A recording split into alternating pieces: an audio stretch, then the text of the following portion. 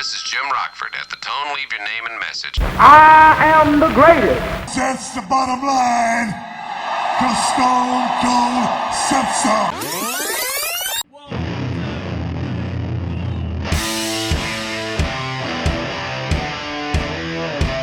You're listening to The Review on the OSG Podcasting Network.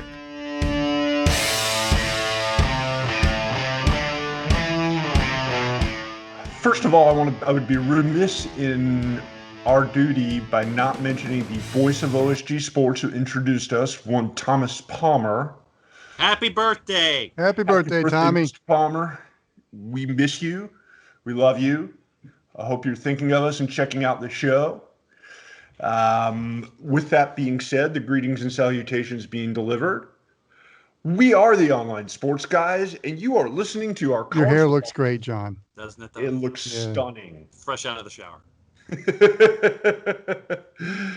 We are the OSG Sports Team, and this is our flagship college football show, The Review. I am your host this week, OSG Phil. He is OSG Nelson. He is Brother Wilkie, J. Wilkerson 16. You can find us on Twitter at that handle for each of us. Probably the same handle you see at the bottom of your screen while we're currently talking. Guys, it's been an interesting week in the world, and I gotta say it's had some impact on college football. Unless you've really kind of been completely disconnected from the world over the past week, you probably are aware of some of the strife going on in the country and the discussion about race and its impact. Guys, your thoughts, it's something that's moved a lot of people and really brought up a lot of conversations, some that haven't necessarily been brought up in the past. It's had a huge impact on college football. Guys, where do you think we're going in this discussion? It's a big, I'm trying to think of the right words, topical, important thing to discuss. And for college football players in particular, it's something that affects a lot of them. Go, John. Okay. I hope that it is a step forward, and obviously you can't have progress without a first step. I'm looking forward to seeing what these next steps are. We've seen college football players take part in marches. We've seen their coaches join them. And it's been interesting to see all of the different dynamics at play that are looking to chase after one goal. And I think it's important really to see young men and young women. I mean, it's college athletes across the board that have been active in this process. But to see young men and young women taking the initiative to be a part of activism in their communities, to be a part of peaceful protest, to be a part of the discussion, regardless of what side they fall on. But I think that as we all progress here to see how it's, impacting college football, which is what this show is about, it's been interesting to see the different schools and the different campuses and the different locations that these teams and these players and these coaches are taking part in all of this. So I want to say that this is an amazing first step in a long series of strides toward tackling one of the largest injustices that we have in this country. But it has been stunning at points to see. It has been rewarding at points to see. I just hope that this initial wave isn't just stopped for one reason or another. That's the key here, is that if you're going to be taking these steps, don't stop walking. Don't stop going forward. Don't stop chasing after progress. And I think that really, for me, that's the hope in what I got to see this past week. Wilkie, what about you? To me, I was really inspired to what happened in Knoxville, Tennessee with the Tennessee football team and Jeremy Pruitt and that coaching staff out there, and seeing that the young men out there and the coaches were in one voice and respectful. And what encouraged me, and this is what I've dedicated myself to, is listening. We don't live in that world. And a lot of my, I've had to do some soul searching myself because I just don't know what direction to go to. The white noise that is just overwhelming at times. So I've got to take a step back and realize, what are my true feelings? And one of the guiding points has been the senior pastor of my church, who is African American, and he's done two sermons on the subject, and it's really impacted my view on this, as far as listening, as far as loving, as far as taking that and leveraging to a conclusion. And that is how I feel about this whole thing. And it's obvious to me that Jeremy Pruitt is listening and is empathetic. And that was, to me, was a great sight to see. And as far as healing, I think that is a major first step as far as healing. And I thought that was a beautiful picture of seeing that coaching staff. And let's go to the college football piece of it right now. You don't think that there's a recruit out there that has seen that and will use that? You look toward Knoxville, Tennessee as a potential landing spot to keep his football career going. Yeah. We got to discuss a little business there. That's going to happen, but that's been the impact with me. And when I saw that in Knoxville, I was pretty encouraged. Yeah, and it's made me so happy to see the coaches who have jumped on board behind their players, thrown their support behind their players, and encourage them to use their platforms. I think that's probably the biggest the college football part of the takeaway for me. That's been the biggest part that's made an impression. I love seeing guys all across the country. You're seeing coaches at the highest levels and at the lowest levels telling their players, use your platform, use your voice, make yourself heard. And instead of backing away from it and not jumping into the issue with them, they're throwing all their support behind them. And I've seen so many stories about so many coaches at so many schools who have done the same thing. And they should all be congratulated for taking that step. I think it's an important step. I think it's a huge bridge that's got to be crossed, and it's going to take a while. This is not something that's going to be fixed overnight. There are a lot of years of a lot of struggles and a lot of work that still is needed to be done, but they're heading in the right direction. And I think that's the most encouraging thing that I've taken away from all this, is seeing that so many people have thrown their support behind some of these kids who need that support. Guys, it's been absolutely mind-boggling the first 6 months of this year as we cross into June, all the different things that have happened, that some are football related, but very, very few of them are directly football related. All of them seem to be indirectly related to college football and has changed so much. Are we hitting a new time and a new place? Are we going to be moving forward between the COVID stuff, which thankfully seems to be starting to put itself in the rearview mirror, to the issue of race and injustice and making things right? Did you ever think we would be having these discussions when we started doing the show at the first of this year? No. But and this is to Wilkie's point. I think that progress comes from listening. And I think that that's the key in all of this.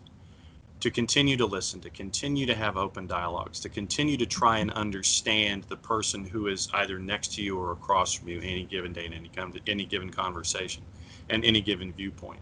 And that's the key. I think that, Wilkie, you hit it, is we have to listen. We have to listen. And that's the key, because when you start giving lip service or tuning somebody out, just in general, then the conversation doesn't go anywhere. The two parties or multiple parties go their separate ways and nothing gets resolved. But Wilkie, when you mentioned listening, that to me, in all of this going forward, that is a number one, starred, italicized, exclamated, all of that. That's the key here.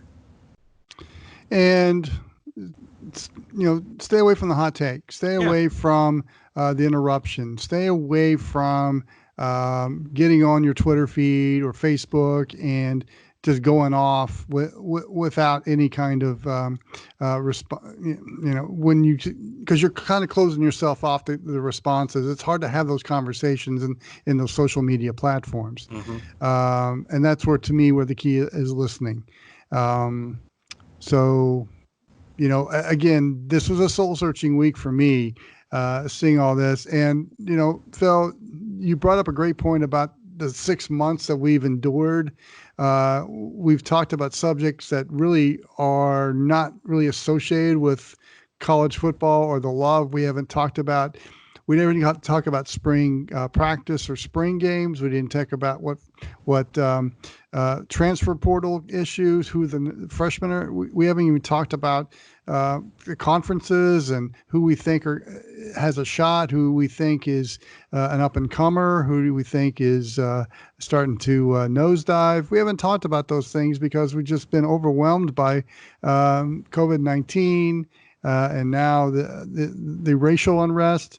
To me, it's just too much. I mean, and I've expressed this to you guys many times. I'm just ready to move on. I'm ready to, I'm just ready to talk football, talk games. It's just too much. And I'm hoping the next 6 months, toe will meet leather.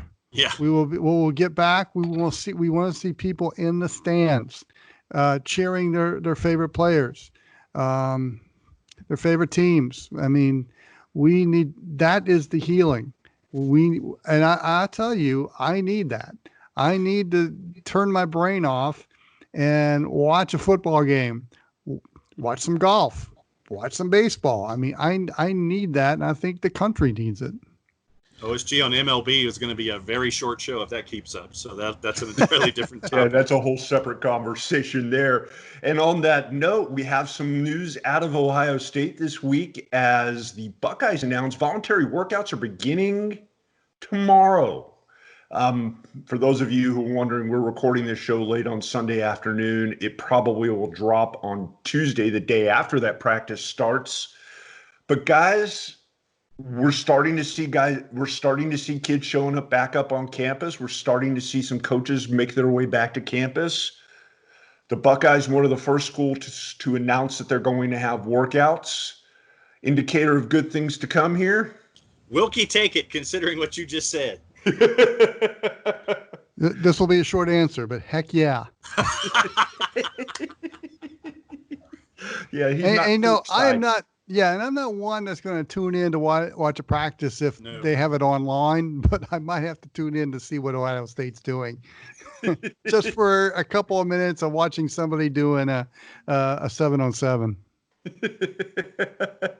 I know here in the Metro Atlanta area, the Georgia Bulldogs have slowly been trickling back to campus. Coaches are due back on Monday. They haven't announced when the voluntary workouts begin, but I guess it's only a matter of time. That being said, we did have one major Power 5 school where there was a little bit of concern when 5 Alabama Crimson Tide football players tested positive for the COVID. Mm-hmm. It hasn't deterred the Crimson Tide or Nick Saban, but a reminder that we got to kind of keep our eyes peeled and be diligent going forward, right? Testing. And if this is the part of the program where I wave my hands in the air like I just don't care and say that you have not subscribed to The Athletic, subscribe to The Athletic. Aaron Suttles broke it down on Thursday, and his article goes through all of the separate points. Last week, Alabama AD Greg Byrne detailed the protocols for coming to campus. Every student-athlete gets tested off-site before they're allowed inside facilities. Once test results are back, student-athletes shown healthy. Every player goes through a physical, and there's like 37 different points. about all of this. But the next step for me with those 5 who are now in quarantine as we're talking is testing. The follow-ups, the contract tracing, all of that stuff. So right now it's 2 or 3% of the roster with those 5. So let's see where it goes from here when it comes to the University of Alabama. And guys, we do have some news about some players as we cruise along here on the review. You're listening to the first block of our college football show where we're talking about everything important in the world of college football. Don't forget, you can get our phone app. It's free. Just look up OSG Sports on Google Play and at the Apple Store. You'll find us there. We will come up. Download the app now because it doesn't cost you anything. And also, you must find us on social media because I would be derelict in my duty if I did not mention it. Again, look up at OSG Sports. We'll pop up. Enjoy the conversation. Engage. Let us know what's on your mind, what you're looking forward to as we close in on another season of college football. And if you give us something on our Twitter page, which is OSG Sports, and we read it on air, Phil will give you his Atlanta Braves hat that he has on right now. If you want the sweat that goes along with it. Yeah, brother. Wilkie, you brought something up to me when we were talking about in the pre-show. Big news out of Clemson, South Carolina this week, as star wide receiver Justin Ross had surgery on his spine. It's going to keep him out for the season, and that's a big impact on the Clemson Tigers as we roll ahead and look ahead toward the 2020 season, isn't it? Well, he was supposed to be the number 1 target for Trevor Lawrence in the receiving corps, and now that is gone. And of course, they've had some people leave the receiving corps as well. So yeah, that's a huge target for Trevor Lawrence not to have going forward. However, he still has Travis Etienne behind him. And Run the ball, Bobo. Yeah, Run they're the not ball. weapons. And I'm sure that for all those in the ACC Atlantic, they are thinking, maybe we have a shot. No. Thank you, John Nelson, for that. But with all the good things that have happened to Clemson, this is a setback, and I'm have full confidence that Dabo Swinney and the crew will have the horses, although they can just plug and play basically, right, to overcome. But again, it's something to mention. It's a setback, and he was a key member for that for the 2020 season. John, the good news being that the procedure was successful. Yeah. The problem was found and dealt with. He will be back. He won't be back this season. Big impact on the Tigers this season, or is it too early to really kind of tell? Well, the fact that it's happened now before workouts getting into the regular season, I think that it helps the offensive side of the ball figure out personnel who can fill spaces, how you need to game plan, those kinds of things. To Wilkie's point, I think it is pretty much plug and play when it comes to all the weapons that they have, and with all of the gentlemen who can get the ball from T-Law's hands, who will be lining up 5 to 7 yards behind him. I think that they might be more active in the passing game that they have been in years past. So just what those teams in the ACC need, the weapons in the backfield actually catching passes and being at top speed by the time they hit the line of scrimmage. So that's it presents a challenge for that staff, but I think that they'll be in a position to handle it rather interestingly by the time that they get to conference play in the meat of their schedule. Yeah, I think ultimately it's gonna come down to playing time and experience. The Tigers will adjust. They've got plenty of kids on that roster that have that 3, 4, and 5-star pedigree. It's just getting them repetitions, getting them on campus as the Tigers, much like every other school in college football, start bringing kids back to school, getting those workouts in. And I think a little extra practice time, should they be able to get it, will go a long way towards smoothing out any potential issues. Right on. And quite honestly, it's probably not going to be until November when they go to South Bend, Indiana to play the Irish. Yeah. Before they really have to worry about anything. Yep. But by then, roles have already been established. Somebody else has probably emerged as Trevor Lawrence's main weapon as wideouts.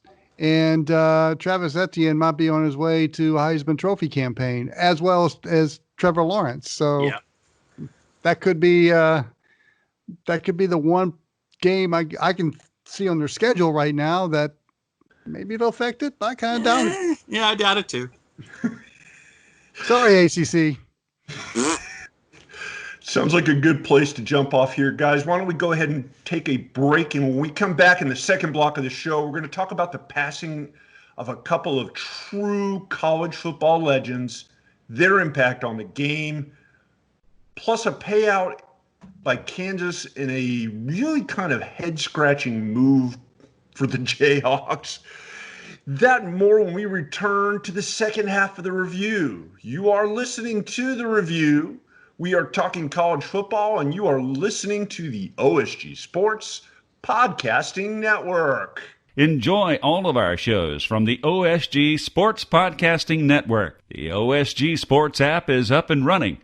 Download it today. We know that every driver is different, and a one-size policy does not fit all. That's why Country Financial offers a variety of discounts, so you get the coverage you need and the savings you deserve. From good driver to good student, multi-policy to multi-car, we've got a discount to suit every driver. Call Jason Wright at 678-568-6871 today to see what you could save. On Facebook at Jason Wright Agency, or by phone at 678-568-6871. Discounts vary by state. Policies issued by Country Mutual Insurance Company, Country Preferred Insurance Company, or Country Casualty Insurance Company, Bloomington, Illinois. If you've been hurt in a car wreck, contact my friend Steve Apolinski of Apolinski & Associates. He's been representing individuals for over 30 years throughout Georgia and Alabama. Email him at steve@aa-legal.com or call him 24/7 at 404-377-9191. The initial consultation is free. You are full of bullshit, my friend. I will sue you for everything you have.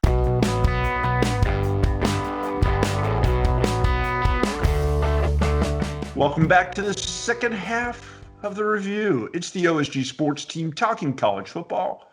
We are the online sports guys. OSG Phil here. Brother Jay Wilkerson, 16 there. OSG Nelson over here.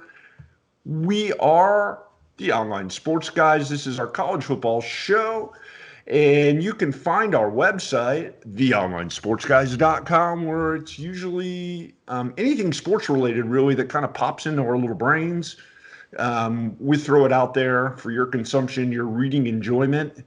And for those of you watching this on YouTube or on Zingo.tv, this is actually our audio podcast in video form. I hope you're enjoying it. We are on Zingo.tv, the streaming app, Wednesdays at 3 p.m. But you probably know that if you're watching. And on YouTube, we're there pretty much anytime you want to watch. Spreaker is, of course, our podcasting host. You can find us there in just about any podcasting network you could think of. Look up OSG Sports. We'll be there. Guys, second half of the show, we're going to start off talking about Kansas football and some weird coaching news as the Jayhawks settle a lawsuit filed by former head coach David Beatty for $2.55 million, which is only like $400,000 less than what they could have paid if they had bought him out 2 years ago. Is this a battle of principle or just the Jayhawks not really thinking before they made a move? Well, I think this is hard because some of the players that Les Miles benefited from, and Kansas did make some progress this year or this past season under Les Miles, but those were David Beatty's players, and he was upgrading the talent in Lawrence. Let's not discount what he took over in Lawrence, Kansas. It was the lowest of the low. They were 120 Division I schools. Well, let's just say they were the bottom of the Power 5. They were 7,000th out of 120.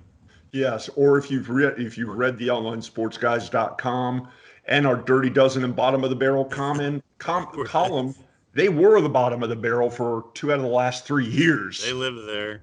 So, I got to give Beatty credit. He was upgrading the talent, which was horrible in Lawrence, Kansas.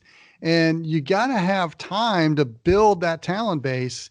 And I think when Jeff Long came aboard as the head coach or as the athletic director at Kansas, Jeff Long likes stars to lead his revenue producing programs, football and men's basketball. He wants stars in those seats and running those programs.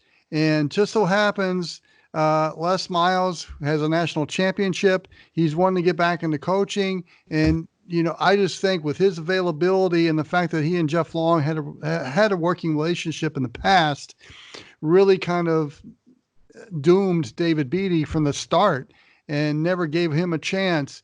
And, then they just, I was kind of reading the article basically about the buyout and reneging on the buyout. And I don't blame David Beatty because I'm sure there were some hard feelings there when they made the move. As I recall, they made the move during the season. Yeah. And November of 2018. Yeah. And, I can understand the hard feelings and trying to recoup the loss there. And was it worth it by Kansas to renege on that buyout?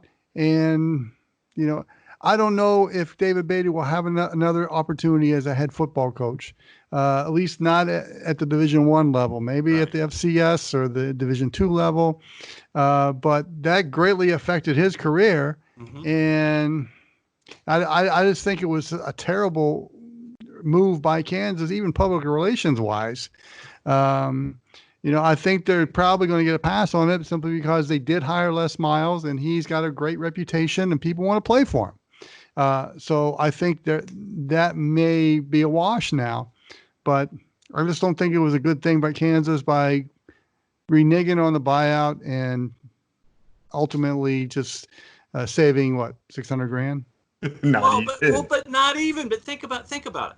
Okay, so it's a $3 million buyout. You're supposed to pay it over 6 months. Right. Then Jeff Long says, well, then nah, basically. We're not going to do it. Find dirt on him. Find the dead hooker. Yes, remember? Exactly. Find the dead hooker. Find the dead hooker in his past. Then you do this for basically 2 years. Yeah. So think about the legal costs that you had to go, and you're paying lawyers for a 2-year period to try to find a dead hooker or something equivalent. And not only the lawyer fees, but probably the fees to the PI. Yeah. So you're thinking legal fees, Magnum PI. I'm more stuff. Jim Rockford. Okay. So yeah, well, that probably would fit. So, all right. So you're paying Jim Rockford and you're paying, think of the guys from Boston Legal, James Spader, William Shatner. You've hired that firm and you've hired Jim Rockford to try to find a dead hooker so you don't have to pay $3 million.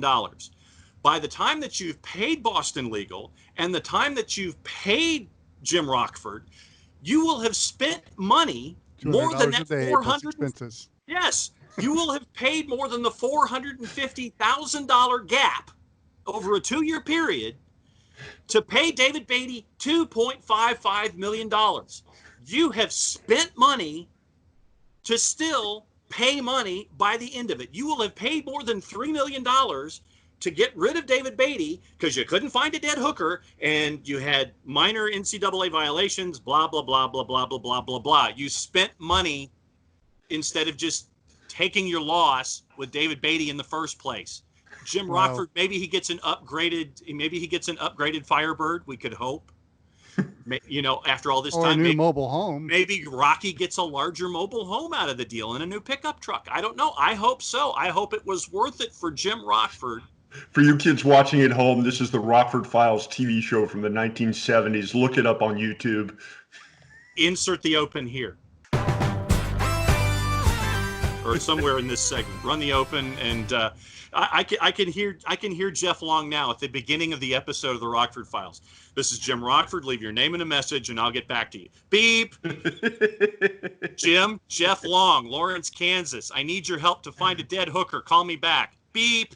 Ba-da-dum-bum-but, and there's your open. You spent more money than this was worth. Did Angel help out Jim Rockford in this deal? Hashtag Kansas football. Oh, I'm sure Angel. You young folks out there, here's your assignment. Yes. Rockford Files is on one of the streaming services. I think it's on Amazon. Watch an episode. I think it is. Classic television. Yes. Go on, John.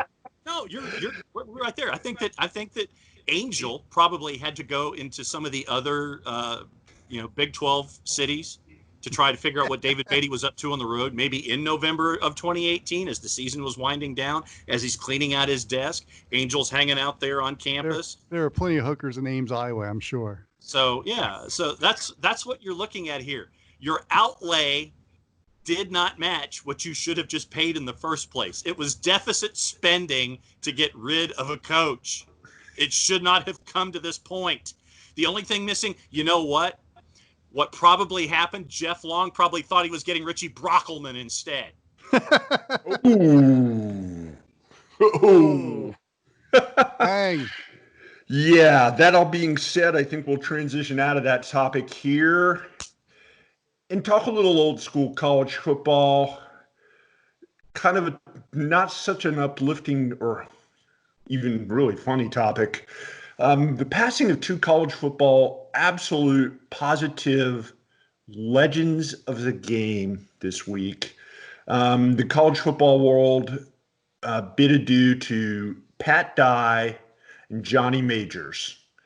For those of you not familiar with who they are, Pat Dye, longtime coach at Auburn, former assistant at Alabama under Bear Bryant, an absolute one of the nicest people you will ever meet. I think we all three got a chance to meet Coach Dye and get to know him. And yeah, you're right. And a fabulous storyteller. God. Yeah, I mean, and those are becoming rarer and rarer in the college football coaching world, which is sad. Because most of those guys are tremendous storytellers. The thing about Pat Dye that I really respect is, and he played at Georgia, where he was an All-American, and he went on to become one of Bear Bryant's trusted assistants at Alabama. And then I'll go into some of his coaching stops a little later, but ultimately he ends up going to becoming the head football coach at Auburn. And so, and John, you could probably speak more to this than I can, simply because you have married into the Auburn family. Check. But first of all, here's a guy with very close ties to Bear Bryant coming in and taking over the rival school at Auburn. And, I think ultimately what he did at Auburn, whose other rival was Georgia were. Yeah, but that's a little different. That's more feuding cousins, and there's respect there. But Alabama and Auburn, we all know what that is. So here he takes over at Auburn, which was kind of on a down spiral when he took over at Auburn. They hadn't had much success during the 1970s, and he takes over. And here's a guy that was close to Bear Bryant that takes over at Auburn and kind of gets the program on an upswing. It gave the Auburn alums and fans a reason to puff their chest in state, which that program hadn't had probably about 15 years prior to Pat Dye getting there. And I think that, to me, was a tremendous accomplishment in his coaching career, is bringing Auburn to the level with Alabama and giving those alums and those fans a chance to walk proudly in Birmingham, Montgomery, and other parts of Alabama, that they're Auburn people and we're on the same level with you, Tide fans. Am I You're okay there. in that assessment? Yeah, you're there. But the one, and obviously, and spoiler alert, one of the projects that we're working on here at OSG Sports has Pat Dye in it. So Yep. it was good to catch John up and I with had a Coach. chance to go interview him a couple of years ago, and he could not have been more gracious. Mm-hmm. And honestly, when you go to high school at the Academy of Richmond County, ARC, then you're a Musketeer, then you go to Georgia, then all of your stops in the college ranks, including East Carolina, get you to Auburn. And as he comes to Auburn, obviously the line that's attached to Pat Dye more than most, I believe it was at his opening press conference. Coach, how long do you think it's going to take you to beat Alabama? About 60 minutes. That's Coach Dye in a nutshell right there. Mm-hmm. And for those who, if you haven't had the chance to see it, this is your required viewing for this particular episode. Auburn University put out about a 2.5 minute tribute to Coach Dye. It's on all of their platforms. So watch it, and it's a good slice of what Pat Dye means. And I mean that in the present tense, because he will always mean something to the Auburn family. And it's been rough. It's been a rough offseason for Auburn University, having lost Pat Sullivan, having lost Pat Dye. Yeah. The first time that everyone gets to congregate on campus at Jordan-Hare Stadium, I'm just going to say you better get there early, and you better bring a towel, because handkerchiefs will not do. And it's going to be a very emotional day. And honestly, woe is the team that they face that day when those two retrospectives get shown. But Pat Dye, always a tremendous gentleman, and buried under an oak tree on his farm in Sylacauga. So it's good stuff. So definitely missed. Only 2 losing seasons as head coach. And it was the last 2 years he was at Auburn. Yep. This is a guy that built the East Carolina football program. Mm-hmm. And that's where he kind of cut his teeth in the head coaching ranks. And they moved to Laramie, Wyoming, to took over the Cowboys. 6-5 record, and had that program on the upswing until Auburn called. And you can't blame Coach for making that move in 1981. And I take that back. 3 losing seasons. This first one was a 5-6 year at Auburn, but he made Auburn football matter again, made it significant again. And again, I had the pleasure of meeting Coach Dye many times. The last time I saw him was at the Atlanta Touchdown Club. Told some great stories about his days at Georgia and with Coach Bryant. Yeah. And that's who he was. He was a tremendously nice guy, gracious, and a true Southern gentleman. Yep. Even in retirement, it was funny when John was mentioning that we had gone to interview him a couple of years ago. He still maintained a little office down on the bottom floor of the gym, and all you had to do is give a call. His secretary would line up the interviews. You'd come in, and you'd think you'd be there for 10 minutes, and all of a sudden you look at the clock and you're there an hour and a half. Yeah. And he's told you things that you never would have crossed your mind about the history of college football, and a little bit more about the reason we were there. One of the primary reason John and I had gone to talk to him was because Coach Dye had a huge place not only in Auburn football but in Alabama football, as tying together what we talked about in the first half of the show. He was the person responsible for recruiting Wilbur Jackson to go play at the University of Alabama. And Wilbur, for those of you who don't know who he is, was the first black athlete recruited as a scholarship athlete to come in and play at the University of Alabama. And without Coach Dye, that probably doesn't happen. Yep. And Correct. He gave us all the behind the scenes talk about how that recruiting process worked, and why it meant so much to him, and how he stayed in contact with Wilbur some 40 plus years later. It spoke volumes to the man. It spoke volumes to the kind of person that he was. And college football misses people like that. It will forever miss people like that. Coach Dye was the guy that gosh, even over the last 10 years or so, sports talk hosts would get a hold of to come on their shows, and he would give them the best interview they had the whole week. He never held back his opinions, his thoughts on anything. If you asked him, you got an honest answer. Mm-hmm. And that was the beauty of him. And I will always appreciate him for that. I only gotten a couple of cursory introduction meetings with him previous to that. And it was so cool to be able to spend time with him, to spend that hour and a half just talking about the history of the game. And that history makes college football what it is now. And it's so important that we know about people like Coach Pat Dye and guys like Johnny Majors, who passed away this week as well. For those of you unfamiliar with Johnny Majors, in the 1950s, he was a star halfback. He became the head coach at the University of Tennessee, helped elevate Tennessee football from where it was to where it became in, the late 70s, early 80s, mid 80s even, before going and finishing his career at Pittsburgh. And you're talking about another guy who had a huge impact on SEC football and college football in general, didn't we?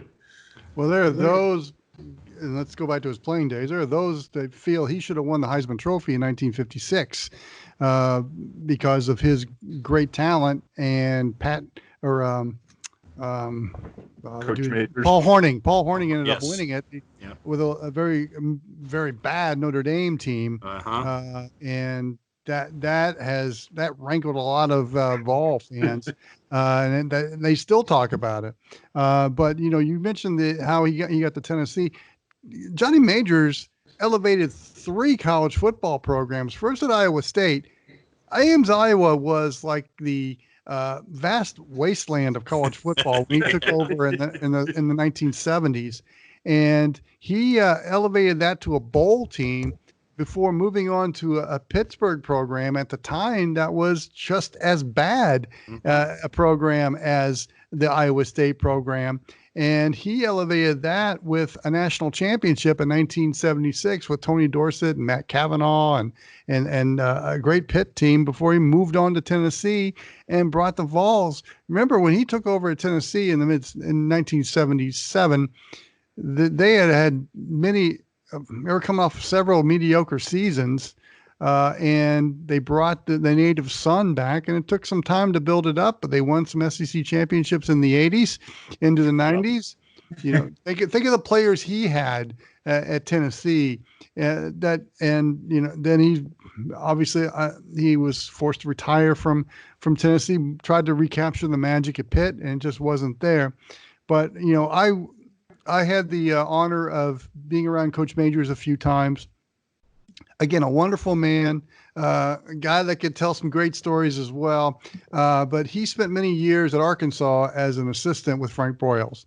And Frank Broyles' reputation was with assistant coaches. That's why the assistant coach of the year is named after Coach Broyles, is because he had so many great assistant coaches that went on to greatness in the head coaching world, and Johnny Majors was one of them. And Frank Broyles had a huge impact on Johnny Majors and how he thought about treating men, and that led to his head coaching success at Iowa State, Pitt, and at Tennessee. But it's sad to see both those guys go, but I love the fact that the three of us got a chance to be in their world for a short period of time. We can help celebrate their life. I agree, Wilkie. Nice stuff on Johnny Majors. Answer that. Yeah. Is that the 2-minute warning? I think so. That was a text from my wife, who wants to get takeout food because she doesn't want to leave the neighbor's kiddie pool. Okay. Understandable. It's a long and sordid tale. John. Yes. It takes guys like Johnny Majors and Pat Dye to build programs, and in a lot of ways to build conferences. Yeah. These are two guys who really were root members, and maybe not the primary person who drove the SEC football to greater heights, but without them, I don't know that we're necessarily having the serious SEC football conversation that we're having right now, or that we're living in right now. Do you agree? Yeah, well, I mean, it goes to what Wilkie was talking about when it came to what these two gentlemen were responsible for going into their particular markets. After Shug Jordan, it was a couple of long years for Auburn football in the 70s before Pat Dye showed up. And you saw what Pat Dye was able to do and turn the program around and make them relevant and make them a part of the discussion in their own state, which is traditionally a tough thing to do under normal circumstances. But when you're bad and you've got to build your way back up into that, and the idea of having the Iron Bowl on home sites, that was another key to this whole thing, where it was always at Legion Field, which really was a home field advantage for Alabama. I mean, just because it was played at a neutral site that happened to be 45 minutes away from campus for the University of Alabama. I mean, it was played on a concrete slab covered by a welcome mat, and it always seemed to give the University of Alabama an advantage. But then when Pat Dye said that when that contract was going to run out in 1988, that they were going to play the Iron Bowl on home sites. That's what the new contract stated, and so that was how that integral piece of rivalries in the South came to be. Without someone with the fortitude, shall we say, of Pat Dye, who stood up to the guy who brought him along. That was some really tall timber that you had to negotiate, and it's a part now of the fabric, the added fabric of that rivalry going to home sites. And when you look at what Johnny Majors was responsible for, he was responsible for a renaissance in Knoxville as well. And I think that it would have taken Knoxville longer. I'm sure that they would have continued to invest the dollars that they have in the past, but it's tough to sit there and be in the shadow of the general. And when Johnny Majors comes there and dusts the program off and gets them down the road as well, I think what you've done is you bring Knoxville back into the discussion for the Southeastern Conference. It's not just about Athens and Tuscaloosa. It's about Athens, Tuscaloosa, Gainesville, Auburn, and Knoxville as a part of your discussion, and sometimes Columbia, depending on who was the coach. So, Wilkie, that was what stuck with me in all of this, is that they brought those programs and those cities back into the relevance of the collective and not just on a one-off basis. Yeah, and it kind of made Doug Barfield, who was the coach before Pat Dye, irrelevant, and Bill Battle, who was the coach before Johnny Majors, irrelevant. But the thing about it too, John, is especially with Tennessee, Johnny Majors was a native son. Yeah. And they wanted the native son to come back to Knoxville and bring the Tennessee Vol football back to where they feel it should be, fighting for SEC championships and making the third Saturday in October relevant. And he did that. And he won 3 titles as head coach. And again, think of the great players that came to Knoxville to play for Johnny Majors. And he did a great job of reviving that program and making it relevant. And Phil Fulmer was the beneficiary of Johnny Majors and the hard work he did to get that program back to respectability. And Phil Fulmer was able to take that, elevate it to a national championship at the end of the 1990s. So, two great men. Little trivia for you guys about Pat Dye and Johnny Majors. And I think something that John Nelson will really like this, but the two guys have something in common with their playing careers. Do you guys know what it is? Ooh, their playing careers. Their professional playing careers. Oh, wow. Professional? I didn't know Coach Dye made it to the pros. Wow. Yeah, you're going to have to hit me with this one. What is it? All right. Yeah. They both played in the Canadian Football League. Ah, okay. Coach Majors with the Montreal Alouettes for a couple of years. Pat Dye, a couple of years with the Edmonton Eskimos. Wow. Wow, I did not know that. Good pull. So they played on the 125-yard field and on a 55-yard line. Wow. My mind. Take that somewhere and see if you can get some money for that. Wow. That's like the 432's bar question, though. That's a good one. Just thought I'd throw it out there. And it's a good one. And you brought up Coach Majors being at Pitt and coaching Tony Dorsett. And my wife is now calling me while I'm doing the show. Put it on silent. Dear, can I call you back after we finish doing the show that we're currently recording right now? Thank you. Oh, that's tremendous. That sounds like a 2-minute warning, but go ahead. Yes, it is. That's great. I'd totally forgotten that he coached that Pitt team with Tony Dorsett and Hugh and Matt Cavanaugh and all those guys. That was so good and so talented back in 1976. I don't think Hugh Green was on that team, but he wasn't. No, he was later. He was more Jackie Sherrill than Johnny Majors. But that Pitt program was, I think they won like one game the previous year, and I think they had gone through several very losing programs, and in a town where you got the Steelers in town, and we're talking about the mid-'70s here, when the Steelers, the Steel Curtain, and they were winning Super Bowls, and here's Pitt. They're just as good. And, you got to understand that city loves football and will support Pitt when they're having those kind of seasons and winning seasons. And, in 1975, they crossed the threshold. In 76, they went on to win the national championship. They were the prohibitive favorite to do so. And remember, Tony Dorsett was the prohibitive favorite to win the Heisman Trophy. And there were some really good players on that Pitt team that Johnny Majors brought in. And obviously the powers to be of Tennessee saw that and wanted to bring the native son home. But his one national championship was in the Steel City, right in the middle when the Steelers were winning Super Bowls. Incredible, huh? Mm. Indeed it is. Coach Majors, you will always be remembered. Coach Dye, best thoughts to you and your family. For those who don't know, and we didn't mention it earlier, Coach Dye passed away. Unfortunately, he got the COVID infection and passed away from that. Well, it's been an interesting show, guys. There's been a ton for us to talk about.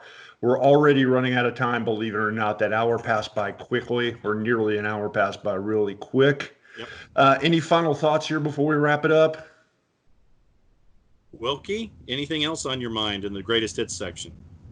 Not really. I see John is representing Long Beach State. Undefeated since 91, baby. I am representing the alma mater, Missouri State, coached by Bobby Petrino. And I'm representing the Arisco Brewery, where you can guess where my thoughts and motivations might be here in the next few minutes. Dinner. A cold one, especially after the wife called to find out what we're doing for dinner tonight. You better wrap this show. Yeah, you better wrap the show, bud. Yes. All that being said, since the lovely bride has said it's time for me to quit, we're going to quit. Until next week, guys, have a great week. Friends, for listening and tuning in and watching. We thank you for watching or listening or whatever it is that you're doing to catch this hour of entertainment. We will be back next week with a lot to talk about, because it seems like, gosh darn, every week there's something to talk about. Every time we make plans to do a conference preview and start previewing the games and where we're going to be in the 2020 season, something else comes up. Let's hope nothing comes up. It's a quiet week and we can start talking about football. Guys, for OSG Nelson, for Jay Wilkerson 16, I am OSG Phil. We are the Online Sports Guys. Thank you, everybody. We'll be back again next week. Bye-bye.